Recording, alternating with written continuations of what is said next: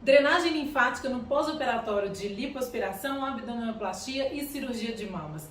É mesmo necessário fazer?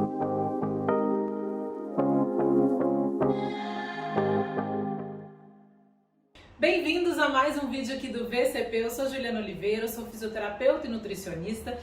Nessa semana eu recebi a dúvida da Raquel lá no meu Instagram, que vai fazer uma cirurgia de mini abdominoplastia, mais lipoaspiração, enxertia nos glúteos e também a cirurgia de mamas, a mastopexia.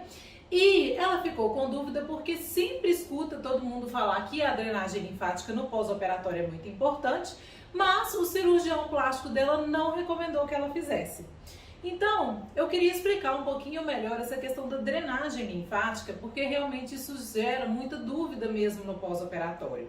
Alguns cirurgiões, às vezes porque não tiveram uma experiência muito boa, né? Principalmente assim, se o profissional que vai fazer a drenagem linfática no pós-operatório, ele não entender muito bem de tecido cicatricial, não entender das complicações inerentes que podem haver na cirurgia, ele pode sim, às vezes, aplicar alguma técnica ali que não seja específica para o pós-operatório e prejudicar o resultado final da cirurgia. Então, por isso, muitos cirurgiões têm receio de indicar a drenagem, às vezes porque não tiveram uma experiência boa, já tiveram pacientes que tiveram complicações ali pela execução, às vezes não ideal, da drenagem no pós-operatório.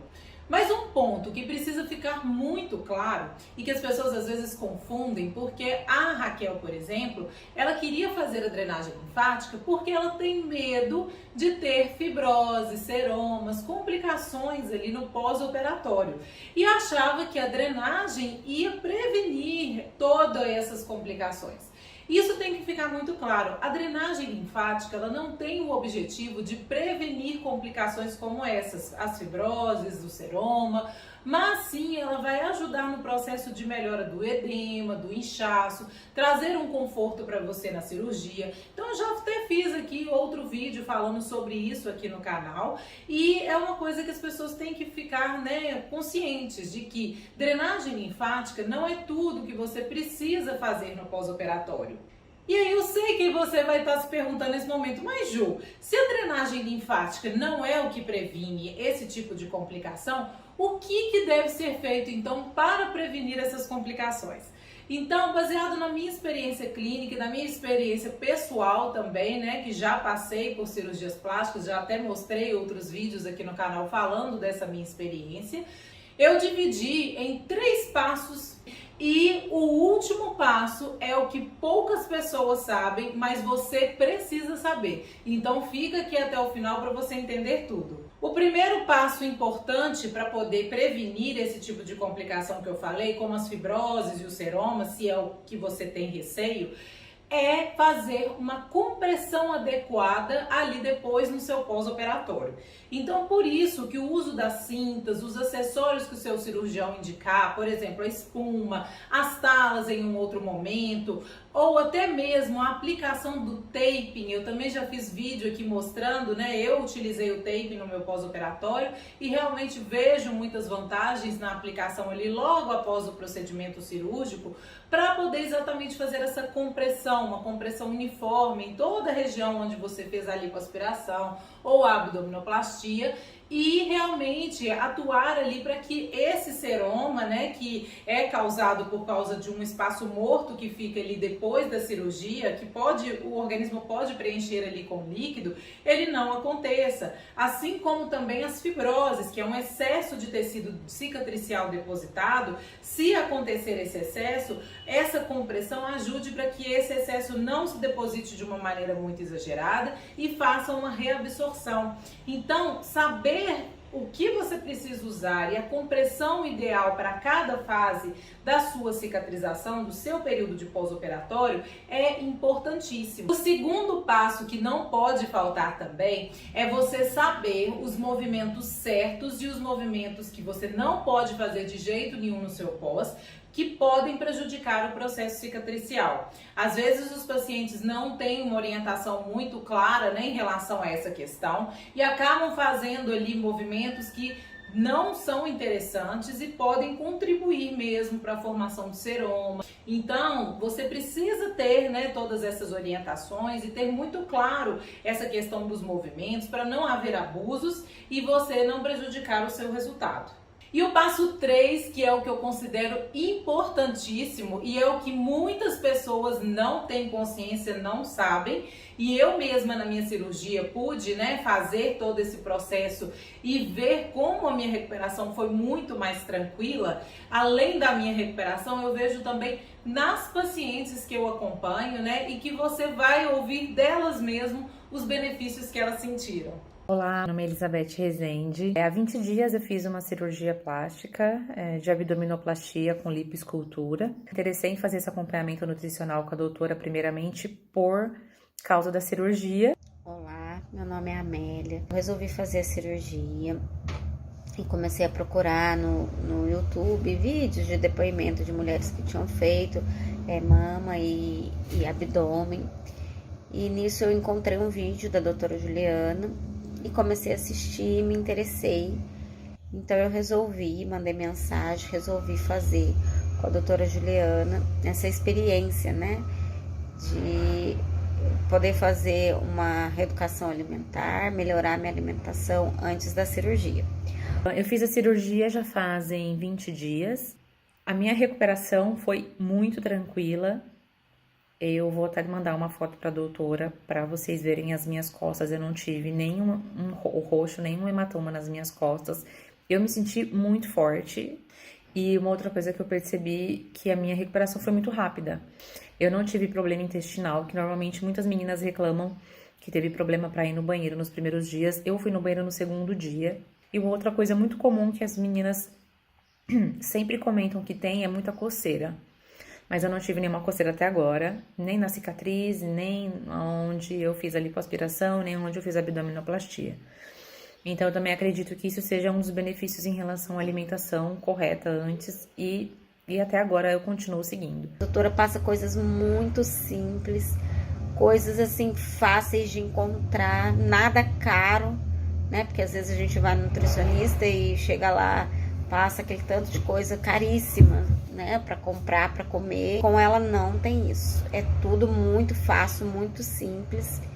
E olha, gente, quem quer fazer mesmo a cirurgia, entre em contato com o nutricionista, mas eu indico a doutora porque assim, para mim ela foi maravilhosa. De ter passado toda a alimentação que eu precisava, porque assim, eu não senti dor nenhuma no meu pós.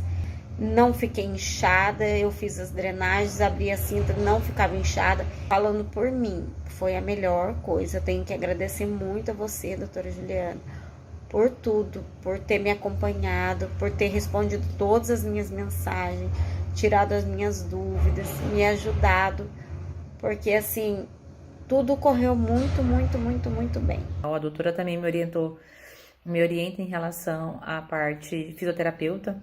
E depois que eu passei com a doutora Juliana, eu busquei ela por causa da cirurgia.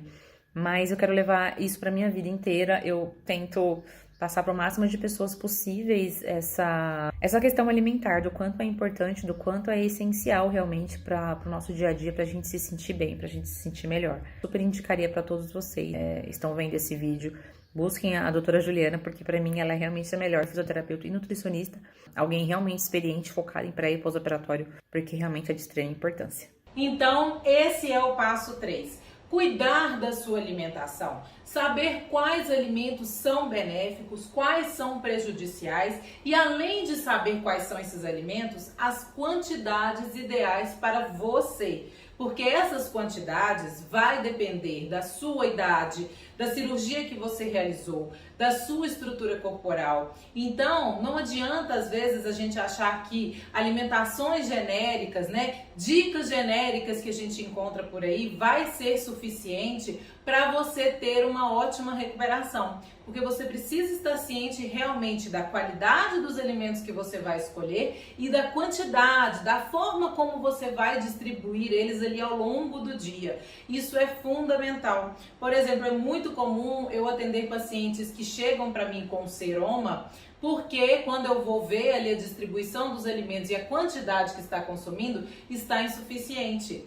Ou também pacientes que fazem, né, como a Raquel vai fazer, a cirurgia para enxertar a gordura no glúteo e reclamam ali que não tiveram, né, nenhum acompanhamento nutricional, nenhuma alimentação mais específica, e aí meses depois da cirurgia perderam aquele resultado, perderam o enxerto, porque depois da cirurgia a gente precisa aumentar a oferta de nutrientes. No processo de cicatrização, a nossa demanda energética aumenta, e se a gente não acompanha isso, né, de acordo, é claro que o objetivo não é engordar depois da cirurgia, de forma alguma, é manter os resultados, mas dando os nutrientes e a quantidade energética que o seu organismo precisa, exatamente para você conseguir manter bem os resultados, ajudar o seu organismo nisso também.